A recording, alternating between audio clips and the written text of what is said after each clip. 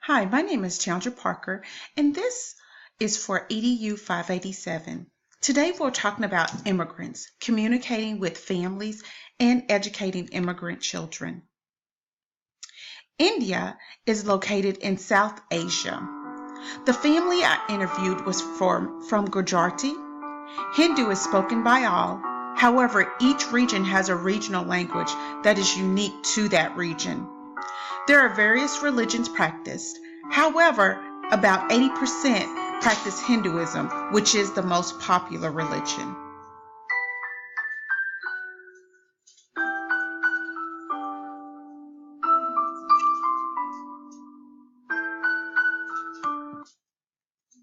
Family, gender, and roles. Family is an important aspect of everyday life based on a patriarchal structure. Often, several generations reside under the same dwelling.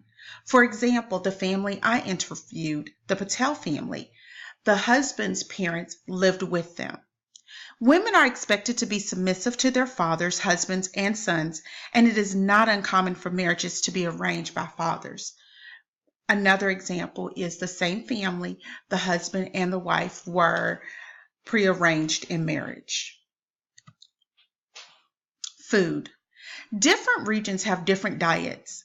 The family I interviewed were vegans.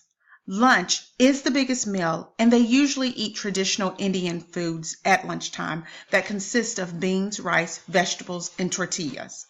Along with the variety of beans, various seasons are utilized, such as cumin, ginger, mustard seed, cinnamon, chili pepper, saffron, and coriander.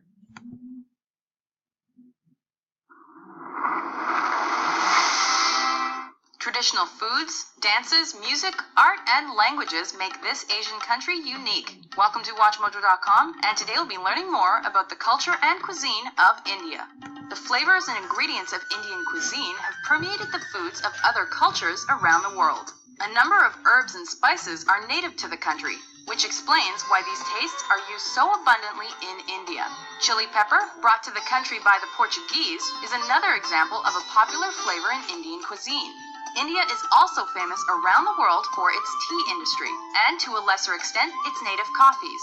Tea is thought to have therapeutic properties and has been drunk ceremonially for centuries. In fact, India drinks and produces much of the world's tea, with cultivation of the plant tracing back hundreds of years. Coffee is also an important part of day-to-day culture in certain parts of India, and the country's native drink is quite unique. India has a tradition of beautiful folk art. Rangoli is one such example, and is a decorative design painted on the floor or ground.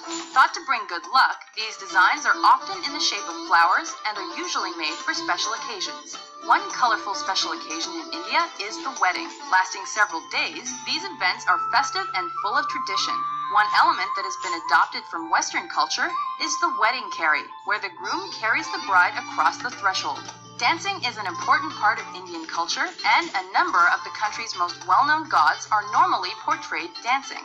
There are a variety of different dance forms to be performed in different locations and at different times. One important element that is often seen in Indian dances is a form of sign language that is used to tell a story. Traditional clothing in India varies from region to region, but one colorful piece worn by women is the sari. These colorful silk scarves are draped over the body in a variety of ways and can be worn as part of a traditional outfit.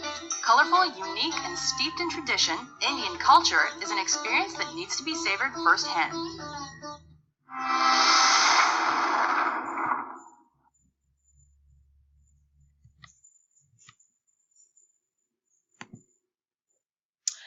The education in India is free and required for all from ages 6 to 14. However, very poor families may require their children to work to help support the family.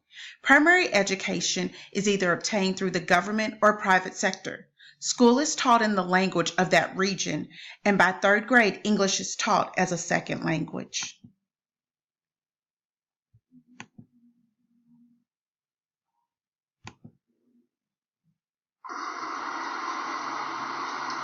This is what one of New Delhi's exclusive private schools looks like. Ashwini is at the top of his class and starts off his day with a few scientific websites.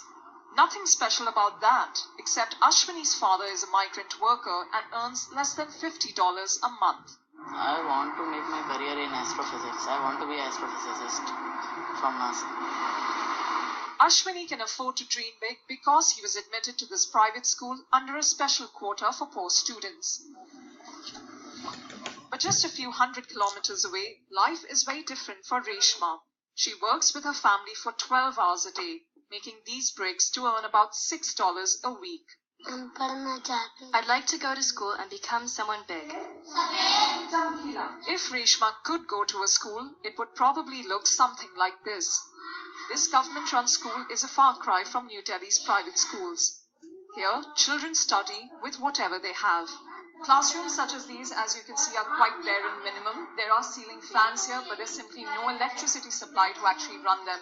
There are 3 other classrooms like this catering for about 78 students. But that's not all. Here in the school storeroom, there is other equipment available for the students, such as computers like these.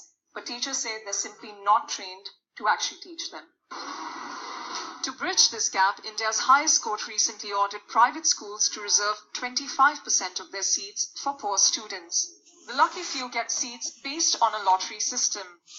But administrators say that's not enough.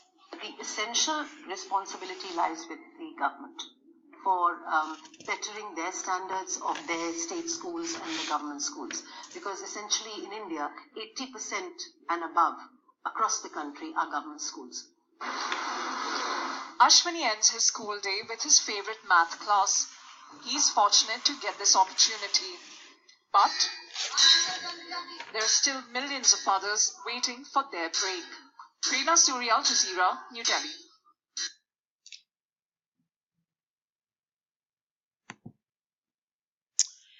Some etiquette that need to be understood. One must not stand too closely when greeting.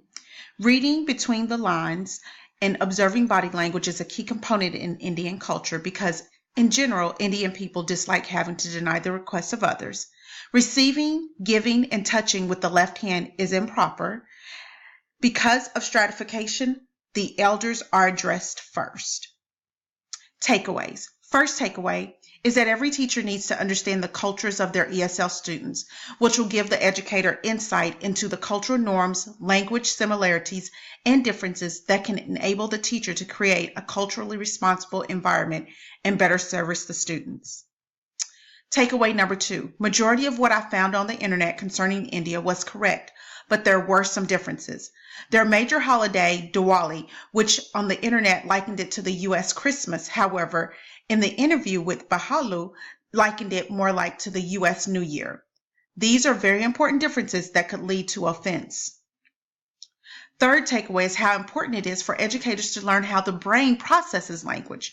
Knowing the language background and makeup of your ELL's language, such as if it is a logographic or phoneme language, will give insight on how the language is processed within the brain.